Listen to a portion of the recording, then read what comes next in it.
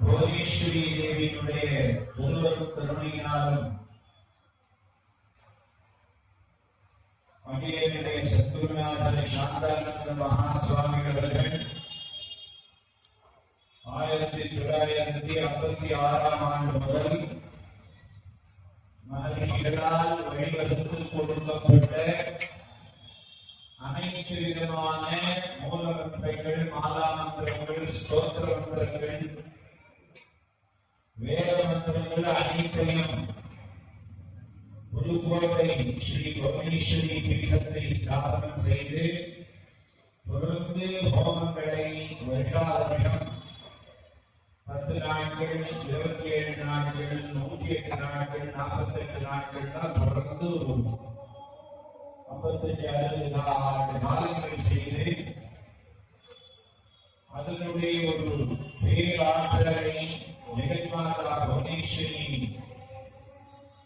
ஸ்தாபனம் செய்து சேலத்தை தலை ஓம் ஸ்ரீ ஸ்கந்தாசிரமம், சென்னையில் ஓம் ஸ்ரீ ஸ்கந்தாசிரமம், அவருடைய குருநாதரான பரமகுருவான சுயம்பிரகாச சுவாமியுடைய அதிஷ்டானத்தை எல்லாம் புனரமைத்து அங்கெல்லாம் இதே மாதிரி ஹோமங்கள் செய்ய வழிவகுத்து கொடுத்துள்ளார்கள். அதனை முதல்ல இந்த மாதிரி ஹோமங்கள் செய்யும் பொழுது அனைத்துலக நலம் வேண்டி செய்யணும்னு பிரார்த்தனை செய்தவுடன் 27 நட்சத்திரங்கள்ல பிறந்தவர்கள் அனைவரும் நலமாக இருக்கணும்னு வேத சாஸ்திரங்கள் எல்லாம் வித்வானாக திகழக்கூடியவர்களை எல்லாம் கூப்பிட்டு அவர்களுடன் கலந்து ஆலோசனை செய்து பெரிய சங்கல்பங்கள்லாம் எழுதி அதை ஒரு சம்பிரதாயமாகவே எடுத்துக்கொண்டு வந்த மகானவர் அவருடைய பாரம்பரியத்தில் இந்த சண்டி ஹோமமானது சிறிய அளவு முதல் பெரிய அளவு வரை செய்யக்கூடிய ஒரு வாய்ப்பையும் வழிவகுத்து கொடுத்துள்ளார். நாம் மனிதனாக பிறக்கிறதுக்கே நிறைய தபசு செய்திருக்கணும். இந்த மனித சரீரம் எடுத்ததுக்கு பொறுப்பாக நாம் செய்ய வேண்டிய வேலை 3 தான். ரிஷிகடன், தேவகடன், பிதர்கடன் என்று இந்த 3 கடன்களுக்காக நாம் உழைப்புகளை கொடுக்க வேண்டும். நல்ல பெயரை எடுத்து பண்படுத்தப்பட்ட கல்வியை நாம் படித்தோமேயானால் ரிஷி மண்டலங்கள்லாம் நமக்கு அனுகூலம் செய்கிறார்கள். அப்பொழுது பிறந்த மனிதன் ரிஷி கடனில் இருந்து வெளிப்படுகிறான். தேவகடன்னா இந்த மாதிரி பூஜைகள் செய்து தேவாலயங்கள், குலதெய்வ வழிபாடு, தாகதெய்வ வழிபாடு, இஷ்டதெய்வ வழிபாடு, வீட்டில் இருக்கக்கூடிய பஞ்சாயத்தன வழிபாடு, இந்த மாதிரி மகாவேள்விகள்லாம் செய்தோமேயானால் தேவ கடனில் இருந்து மனிதன் வெளிப்படுகிறான். அதே மாதிரி பித்ருக்கடன் என்று சொல்றோமேயானால் அப்பா அம்மாவிடம் மரியாதையாக இருந்து மாத்ரு தேவோ பவா, பித்ரு தேவோ பவா அப்படின்னா வேதம் சொல்லுது. அதுக்கப்புறம் தான் ஆச்சாரிய தேவோ பவா, அன்னை பிதாவும் முன்னறி தெய்வம்னு சொல்றோம். அப்பா அம்மாவிடத்தில் மரியாதையாக இருந்து அவர் சொல்வதை நாம் உருவாக்கி கேட்டு உணர்ந்து நாம நமக்கும் அந்த மாதிரி ஒரு குழந்தைகளை பெற்றெடுத்தால்தான் பித்ருக்கடனானது பூர்த்தியாகும். இது அப்படியே இந்த உலகம் செய்தி மாதிரி தொடர்ந்து வந்து கொண்டேதா இருக்கு. இப்ப குதிரை முடிஞ்சதுன்னா அப்புறம் திரையாயும், அப்புறம் துவாபரியும், அப்புறம் கலியுகம், அப்புறம் என்ன திருப்பி மகாபடையும், அப்புறம் திருப்பி ஓடியும். இந்த மாதிரிதான் பொழுது மாறி மாறி வந்துட்டேதான் இருக்க போறது. அனாதி அவித்யா வாசனையா அஸ்மின்னே மகதி சம்சார சக்கரே. அனாதிகாலம் தொட்டு ரிஷிகள்னா ஒரு கல்பங்களை தயார் செய்து அந்தந்த யுக தர்மங்களை வழிவகுத்து கொடுத்து இந்த யுகத்தில் நான் எதெல்லாம் செய்ய வேண்டுவதற்காகவும் கலவு பாராசனையா கலியுகத்தில் பராசர ஸ்மிருதி பிரகாரம்னா மனிதன் வாழ்க்கையை நடத்த முடியும் என்றெல்லாம் மகரிஷிகள் தீர்மானம் செய்து நமக்காக சாஸ்திரங்களை கொடுத்துள்ளார்கள். அவ்வழியிலே நாம் பார்க்க போனோமேயானால் இன்றைய காலகட்டத்தில் புராணோக்த விதி பிரகாரம் இப்படியெல்லாம் செய்ய வேண்டிய சூழ்நிலை இருக்கிறது. அதனால மார்க்கண்டேய புராணத்தின் நடுநாயகமாக விளக்கக்கூடியதுதான் இந்த தேவி மகாத்மியம் என்று சொல்லக்கூடிய 700 மந்திரங்கள், சப்தசதி, 13 அத்தியாயங்கள், 3 வேதமும் அதுக்குள்ள அடங்கி வைத்திருக்கிறார். இந்த ஹோம மந்திரங்களிலே சாமம் அப்படின்னு சொல்லக்கூடிய வேதத்தை 13 அத்தியாயத்தை வைத்து முன்னாடி செய்கிற பூஜைகள், ரகசியத்திலே பாராயணங்கள், ஜபங்கள் இதெல்லாம் அதர்வண வேத துல்லியமாக அமைத்துக் கொடுத்திருக்கிறார். பூஜனியும் விசேஷேன கலவு சண்டி விநாயகரும் கலியுகத்தில் நாம் எல்லோரும் சுலபமாக வழிபடக்கூடிய கடவுள்னா 2 பேர் இருக்கிறார்கள். அதில் ஒன்று மகாகணபதி, மற்றொன்று திருநாத்ம சுரூபமாக விளக்கக்கூடிய சண்டிகா பரமேஸ்வரி என்று சாஸ்திரமானது சொல்கிறது. அதனை தொடர்ந்து ஒரு 36 ஆண்டு காலமாக எல்லா இடத்திலும் சென்று வருகிறோம். அதோட ஒரு புண்ணியம் எல்லாருக்கும் கிடைத்திருக்கிறது. இந்த பெங்களூர்ல இந்த சமயத்துல நாம செய்யணும்னு சொன்ன உடனே இங்க இருக்கக்கூடிய புவனேஸ்வரி பக்த மண்டலி சாதகர்கள், அதுக்கப்புறம் இந்த உள்ளூர்ல இருக்கிற பிரபுத்தர்கள், பக்தர்கள் எல்லாரும் இந்த இடத்துல தீர்மானம் செய்து ஒருத்தர் மனத்துல நாம செய்யலாம். பார்த்தா அவர் 1915 சமாதி ஆயிருக்காருன்னு நினைக்கிறேன். அப்படிதான் எனக்கு போகுது. அப்ப அப்படின்னா 120 வருஷம் ஆச்சு. புதுக்கோட்டையில் இருக்கக்கூடிய சதாசிவ சரஸ்வதி அவதூத சுவாமி என்று தீட்சா நாமம் கொண்ட 8 சுவாமி சமாதி ஆகி 126 வருஷம் ஆச்சு. நாமெல்லாம் எப்படி ஒருத்தர் நண்பர்களாக இருக்கிறோம். சில சமயம் கோபம் வந்தா கூட அப்புறம் நம்மளுடைய நண்பர்களாக போயிடுறோம். அது மாதிரி மகான்கள் ஒவ்வொருத்தருக்கும் ஒவ்வொரு தொடர்புகள் இருந்தது. சற்று நேரமே பார்த்தோம்னா வயது வித்தியாசம் 10 வயசு வித்தியாசத்துக்குள்ளதான் இங்க சமாதி ஆகியிருக்கிற மகானுக்கும் புதுக்கோட்டையில சமாதி ஆகியிருக்கிற மகானுக்கும் உள்ள வித்தியாசம் இருக்கு. அப்ப அந்த இடத்துல அவருடைய சிஷ்யர் எட்டு சுவாமிகள் என்று போற்றப்படும் சதாசிவ பிரம்மேந்திர சரஸ்வதி அவதூத சுவாமிகளுடைய சிஷ்யர் ஸ்வயம்பிரகாச சுவாமிகள். அவர் 1936 அந்த இடத்துல குருநாதருக்கு ஒரு கும்பாபிஷேகம் செய்து அதற்கு பிற்பாடு சாந்தானந்த சுவாமிகளுக்கு எல்லாம் சன்னியாசம் கொடுத்து 23 பேருக்கு அவர் சன்னியாசம் கொடுத்திருக்கார். அதுல சாந்தானந்த சுவாமிகளை என் குரு கைங்கரியம் செய்துவா என்று புதுக்கோட்டைக்கு அனுப்பின உடனே அவர் அங்க இருந்து அந்த காலத்துல இவ்வளவு வசதிகள் கிடையாது. நாம என்ன வசதி செய்து வைக்காத ஒரு பக்கம் முடிவெடுக்கிறது, ஒரு நாள் ஃபேமிலியா தூக்கம் வரல, உடனே ரூம் போட்டுக்கலாமான்னு சிந்திக்கணும். இப்படி எல்லாம் இருக்கு உலகத்துல. அன்னைக்கெல்லாம் என்ன இருக்கும், ஒரு 40 வருஷம் முன்னாடி நம்ம தாத்தாவை நினைச்சு பாருங்க, எல்லாரும் நம்ம அப்பாவை நினைச்சு பாருங்க. ஒரு 30-40 வருஷத்துக்கு முன்னாடி நீங்க இந்த மாதிரி ரோடு இருந்திருக்கா, சைக்கிள் எத்தனை பேர் போயிருப்பாங்க. அவர் என்ன சைக்கிள் போனதுனாலதான் இன்னைக்கு கடன் வாங்கி நமக்கு ஆரம்பம் போக முடியும். அந்த மாதிரி எல்லாமே நம்ம நடந்துட்டு போயிருக்கு. 2 குச்சி கட்டிதான் ரூம் போட்டு சொல்லணும், 3 குச்சி கட்டிதான் வேலைன்னு கருத்தோம். இந்த மாதிரி ஒரு தர்மம் வந்து அப்ப இறைவா இறைவா ராம ராம ராம் அப்படின்னு சொன்னாக்க அப்படியே என்ன ஆகும், ஆனந்தமா இருக்கும், சொல்லி பார்க்கணும். அப்படின்னா அட்டையெல்லாம் உணரக்கூடிய இடத்துலதான் வந்து உங்களுக்கு மகான்கள் தபஸ் பண்ணியிருக்காரு. அந்த மாதிரி எல்லாம் உங்களுக்கு எதுக்கு சொல்றாரு, ஒரு சும்மா சம்பிரதாயத்துக்காக சொல்றேன். அதனால அந்த சமயத்துல எல்லாம் அவர்கள் எவ்வளவோ கடினமாக கஷ்டப்பட்டு வாழ்ந்திருக்கார்கள். இதெல்லாம் இருக்குன்னா உலகத்துல இருக்கக்கூடிய மக்களுக்கு ஒரு நல்ல அபிப்பிராயத்தை, நாம் நல்ல சுகத்தை கொடுக்கணும். எல்லாருக்கும் தெரியும், ஆசாஷா பரமம் துக்கம், நிராசா பரமம் சுகம். நாம எப்படி வேணாலும் வாழலாம் வாழ்ந்து கொண்டதுக்கு, இப்படித்தான் வாழணுங்கிறத வாழ்ந்து கொண்டது. நாம இன்னைக்கு என்ன ஆசைப்படுறோமோ நாளைக்கு அது நமக்கு வேண்டாம்னு தோன்றது நம்ம மனசுலயே. அதனால நம்ம முன்னோர் எல்லாம் எப்படி வாழ்ந்துருக்கிறாங்கன்னா ஒரே போட்டுல அழகா வாழ்ந்துருக்கிறார்.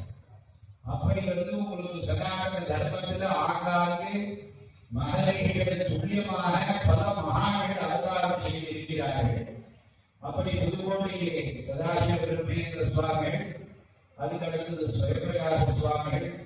சுயப்பிரகாச சுவாமி 23 பேருக்கு சன்னியாசம் கொடுத்து சாந்தானந்த சுவாமிகளை புதுக்கோட்டையை அனுப்பி திருப்பணி எல்லாம் பண்ண சொல்ல பொழுது அதுக்கு அப்ப என்னன்னா புதுக்கோட்டையும் ரொம்ப ஒரு கிராமாந்திரமாக தான் இருந்தது.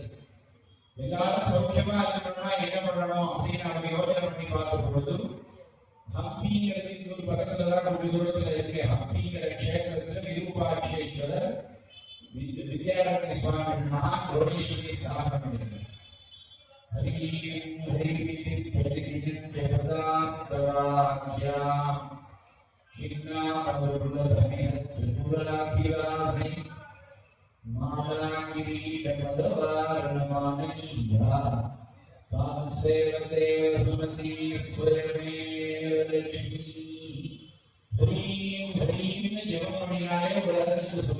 ஏற்படும் அப்பா ஆனந்தமா இருந்து எல்லோருக்கும் அனுபவம் பண்ணுவார்.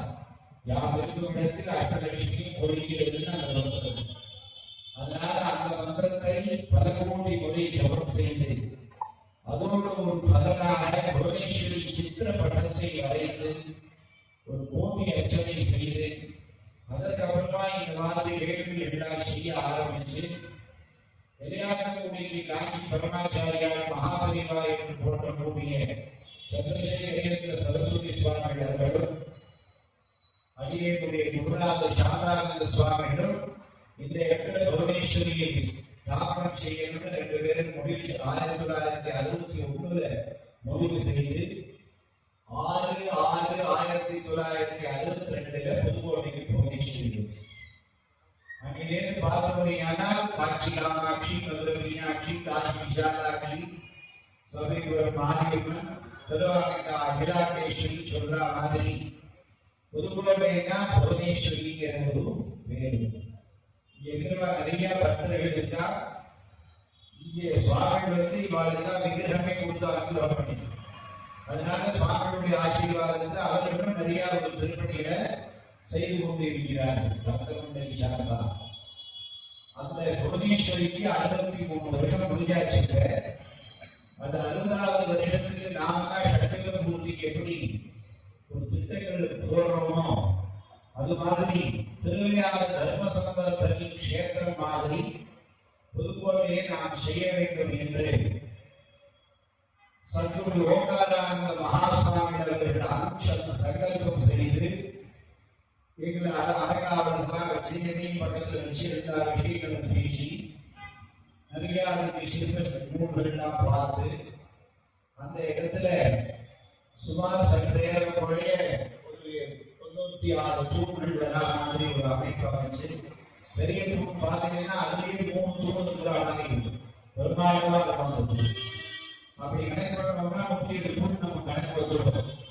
அதுல மொத்தம் உங்களுக்கு 950 தேவதைகள் அமைத்து பாவை விளக்கெல்லாம் அமைத்து 13,003 சதுரடி உங்களுக்கு தல்கார திருப்பணி வேலையானது இந்த ஒரு 5 வருஷத்துல பூர்ணமா முடியும்.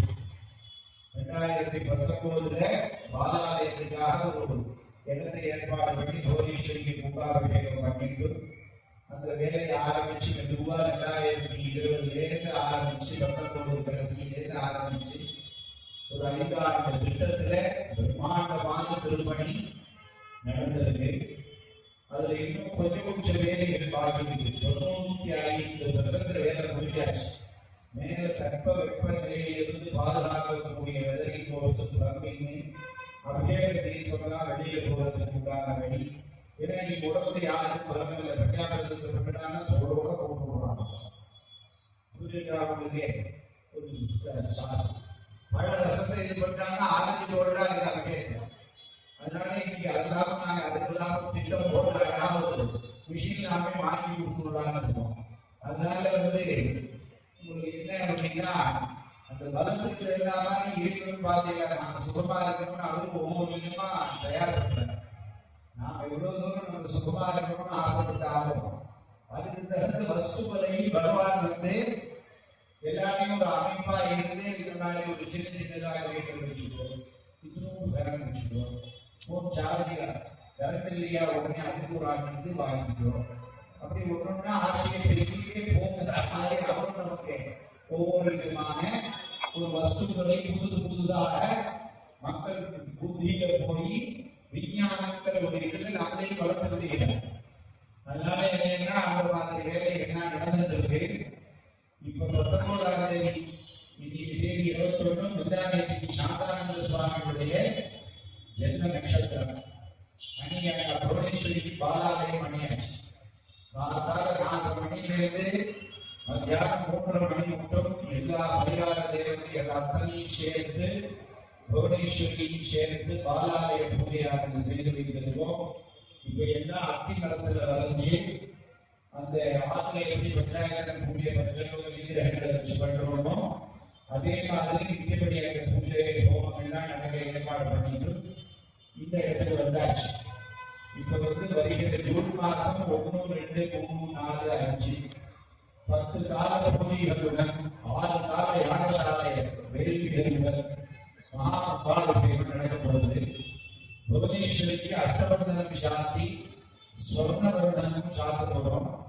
அதுக்கப்புறம் அங்க இருக்கக்கூடிய அபீஷ்டவர்தன மகாகணபதி, ஞானசேகர ஜோதி சுவாமிகள், அஷ்டாதச மகாலட்சுமி, துர்காதேவி எல்லாத்துக்கும் ரஜதவர்தனமாக சாத்தப்படும். அந்த மருந்து அஷ்டவர்தனம் சாத்தி அதுக்கு மேல வெள்ளியிலேயே சாத்தலாம் ரஜதவர்தனம். புவனேஸ்வரிக்கு மாத்திரம் ஸ்வர்ணவர்தனம் சாத்தப்படும். அதே மாதிரி மகாகணபதி, அபீஷ்டவர்தன மகாகணபதி, ஞானசேகர குருநாத சன்னிதானம், புவனேஸ்வரி, துர்கை, இது அங்கேயும் உங்களுக்கு தக்க ரேட் கொடுக்கும். ரேட்டிங் தக்கத்துல விதவிதமா சொல்றாங்க. அதுல தக்கத்தை அப்படியே உங்களுக்கு அந்த கலெக்ஷன்கள் இது பண்றோம். 3 கலெக்ஷன்கள் தயார் செய்து வச்சாச்சு உங்களுக்கு. அதனால அந்த திருப்பணி எல்லாம் நல்லா நடக்கணும். அந்த திருப்பணியை பத்தி எல்லா இடத்தையும் பிரச்சாரம் பண்ணணும். பிரச்சாரம் பண்ணும் பொழுது திருப்பணி பிரச்சாரத்துல இருக்கக்கூடாது. அங்க இருக்கக்கூடிய மக்களுக்கு ஒரு புராணமான ஒரு சப்தசக்தி என்று சொல்லக்கூடிய சக்தி போகத்தை செய்து அதன் மூலம் அவர்களுடைய குடும்பங்கள்லாம் க்ஷேமமாக அபிவிருத்தியாக நடந்ததுக்காக இந்த ஒரு திருப்பணியை எல்லா இடத்தையும் செஞ்சுட்டு இருக்கோம். எல்லை வாசம் துவங்கி மெட்ராஸ்லயே 3 இடத்துல ஹோமங்கள் பண்ணி, பாண்டிச்சேரியில ஹோமம் பண்ணி, இப்ப இந்த இடத்துல 10 நாள் ஹோமம் பண்ணுது. காளி, தாரா, ஷோடசி, புவனேஸ்வரி, சென்னமஸ்தா, ருத்ரபைரவி, பகடாமுகி, துர்மாவதி, மாதவி, கமலாம்பிகை என்று சொல்லக்கூடிய 10 தேவதைகள் நமக்கு எப்படி பகவான் மத்ஸ்யகூர்மவராக 10 அவதாரம் எடுத்தாரோ அந்த அவதாரத்துக்கு உறுதுணையாக இருந்து சக்தி கொடுத்த தேவிகள் தான் இந்த 10 அவதார தேவதைகள். அதனால இந்த சக்தி ஹோம மந்திரத்தோடு சேர்ந்து ஒவ்வொரு நாளையும் ஒவ்வொரு மூலமந்திரமாக ஹோமங்கள் செய்து 30ஆம் தேதி அன்னைக்கு சாயந்தரம் விசேஷ மகாபூர்ணாபதியோட இந்த ஹோமமானது நிறைவடையும். ஆரம்பத்திலேயே இங்கே இருக்கக்கூடிய மகான் சுப்பிரமணிய சுவாமியுடைய அன்பு 2 நாள் நிறைய பேர் கலந்து கொண்டிருக்கிறீர்கள். எல்லோரும் உங்களுடைய உற்றார் உறவினர், நண்பர்கள், தெரிந்தவர்கள் அனைவருக்கும் சொல்லி இந்த ஹோமத்தில் பங்கு கொண்டு சுத்தம் நடத்தி பார்ப்பானி. இந்த மந்திரத்தை காதால கேட்டாலே நாம் தெரியுமோ தெரியாமலோ செய்த பாபங்கள்லாம் விளங்குகிறது. அதனால அதுவும் இப்பேற்பட்ட ஒரு மகானுடைய ஒரு அபிஷேகத்தில் நடக்கிறது. நீங்க எந்த சிவகோவிலுக்கு போனாலும் அங்க ஏதோ ஒரு சித்தனுடைய அடக்கம் வந்திருக்கும், அவர்களுடைய சைத்தன்ய சக்தி அங்க இருக்கும். அது மாதிரி ஒரு குருநாதரா திகழ்ந்த இந்த உருவத்தூர் சுவாமிகளுடைய இடம் இந்த வகுப்புல பார்த்தாங்க. ஒரு பரமஹம்சா சுவாமிகள் சமாதி 2 சமாதிக்கு நடுவில் ஹோமம் பண்ணுவோம். அப்படி குருநாதர்கள் எல்லாம் தான் நமக்கு நல்ல ஒரு புத்தி சக்தியை கொடுத்து நம்மளை காப்பாற்றக்கூடியவர்கள் சத்குருநாதர்கள் தான். குரோஹோ அனுகிரகாலேவ புமான் பூர்ண பிரசாந்ததி. அப்பேற்பட்ட குரு அனுகிரகத்துடன் இந்த இடத்துல இந்த ஹோமங்கள் நடக்கிறது. எல்லோரும் அனைவரும் இந்த ஹோமங்களில் பங்கு கொண்டும் எல்லாம் ஜெகன்மாதா புவனேஸ்வரியுடைய திருப்பணிகளுக்கு தங்களால் என்ற உதவிகளால் செய்து இந்த வேதபாசால நித்திய பூஜைகள்லாம் தொடர்ந்து நடைபெற்று வருகிறது. அதாவது 5 மணிக்கு போகும்போது ஆரம்பிச்சா மத்தியானம் 12 மணி மட்டும் விசேஷ காரியங்கள் நடந்துட்டு அதே